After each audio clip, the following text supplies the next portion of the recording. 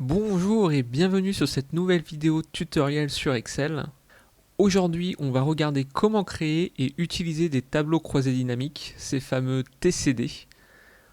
Contrairement à ce que vous pouvez penser, c'est vraiment ultra simple. Les tableaux croisés dynamiques sont des outils extrêmement pratiques et puissants d'Excel, donc il faut absolument que vous les connaissiez.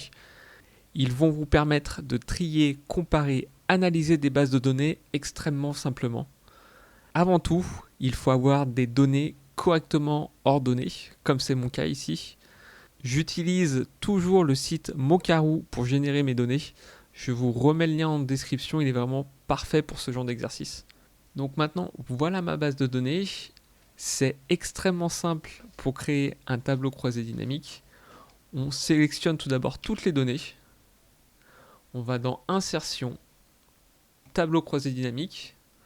Moi, je préfère le mettre sur une nouvelle feuille. Vous pouvez le mettre dans la feuille existante si vous le souhaitez. Donc voilà, on arrive sur l'outil de création du tableau croisé dynamique.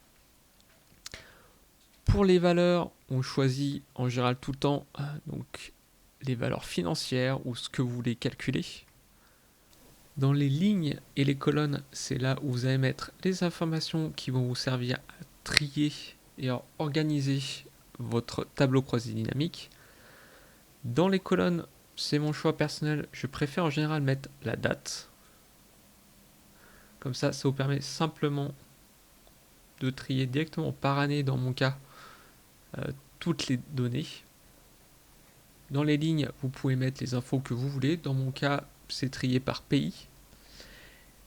Et que ça soit dans les colonnes ou dans les lignes, il est possible de mettre plusieurs datas. Donc par exemple, dans mon cas, je veux aussi mettre les régions. Par contre, il faut bien penser à bien organiser l'ordre des informations que vous mettez dans les lignes et les colonnes, car vous voyez que dans ce cas-là, les données sont inversées. Si je change simplement et je remets la région au-dessus du pays, on voit bien maintenant que les pays sont organisés par région. Vous pouvez aussi ajouter des filtres. Donc par exemple, dans le cas, je vais filtrer par des noms. Par exemple, dans le cas, je voudrais savoir dans quel pays et quand est-ce que Monsieur Merfin a fait son achat. Donc voilà, il a fait son achat en 2017 en Indonésie. Dans mon cas, vu que c'est des données générées aléatoirement, j'ai qu'une donnée par personne. Mais si vous aviez des filtres qui regroupent plusieurs personnes, du coup, ça ferait directement le filtre. Donc voilà, c'est terminé. Mon tableau croisé dynamique est fonctionnel. J'ai toutes mes datas correctement triées.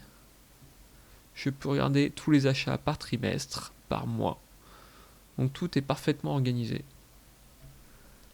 Donc voilà, en 30 secondes, vous êtes capable maintenant de faire un tableau croisé dynamique qui peut organiser toutes vos données parfaitement et simplement. Voilà, j'espère que cette vidéo pourra vous être utile. Si vous avez des questions, n'hésitez pas à me les poser en commentaire. Je prends toujours grand plaisir à vous répondre. À bientôt pour une nouvelle vidéo.